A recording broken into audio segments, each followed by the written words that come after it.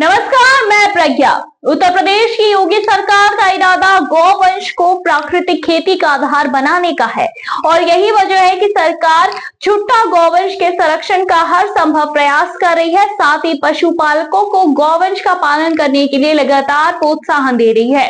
दरअसल हाल ही में प्रस्तुत बजट में सरकार ने छुट्टा गौवंश के संरक्षण के लिए 2000 करोड़ रुपए का प्रावधान किया और इसी क्रम में सरकार ने अमृत धारा योजना भी लागू की है। इसके तहत 2 से 10 गाय पालने पर सरकार 10 बैंकों के जरिए 10 लाख रुपए तक के आसान शर्तों पर ऋण मुहैया करेगी और योजना के तहत 3 लाख रुपए तक अनुदान के लिए किसी भी गारंटर की भी जरूरत नहीं होगी।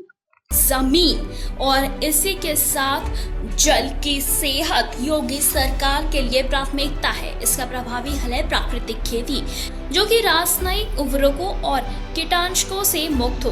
गोवंश इस खेती का आधार बन सकते हैं। उनके गोबर और मूत्र को प्रसंस्कृत करके खाद और कीटनाशक के रूप में प्रयोग से ही ऐसा संभव है। इससे कि पशुपालकों को दोहरा लाभ होगा। खुद और परिवार की सेहत के लिए दूध तो मिलेगा ही, जमीन की सेहत के लिए खाद और कीटनाशक भी मिलेगा।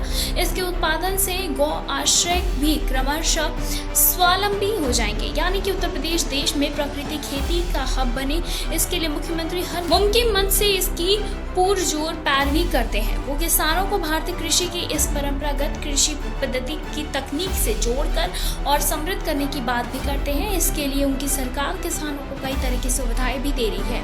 गंगा के तटवर्ती गांवों और बुंदेलखंड में प्राकृतिक खेती पर सरकार का खास जोर है। अब तो इसमें स्थानीय नदियों को भी शामिल कर लिया गया। वैश्विक महामारी कोरोना के बाद पूरी दुनिया स्वास्थ्य के प्रति जागरूक हुई है। हर जगह स्थानीय और ऑर्गेनिक उत्पादों की मांग बढ़ी है। मांग बढ़ने से इनके दाम भी अच्छे मिलेंगे। फूड बिहेवियर में आया है ये परिवर्तन वैश्विक है, लिहाजा इनकी मांग अंतर्राष्ट्रीय स्तर पर भी बढ़ेगी। केंद्र सरकार का फोकस भी कृषि उत्पादों के निर्यात पर है। ऐसे में ये उत्तर प्रदेश के किसानों के लिए एक मौका भी हो सकता है। मालूम ये होता है कि प्रदेश का निर्यात लगातार बढ़ रहा है। 7 वर्षों में ये बढ़कर दुगना हो गया है। अद्यतन आंकड़ों के अनुसार 2017-2018 में उत्तर प्रदेश का निर्यात 88,000 करोड़ रुपए था। 2023 और 2024 में ये 170,000 करोड़ रुपए तक पहुंच गया। कृषि उत्पादों के निर्यात बढ़ने से अन्नदाता किसान खुशहाल होंगे। खास बात यह है कि प्राकृतिक खेती से जो भी सुधार होगा वो टिकाऊ, सस्टेनेबल, ठोस और स्थायी होगा।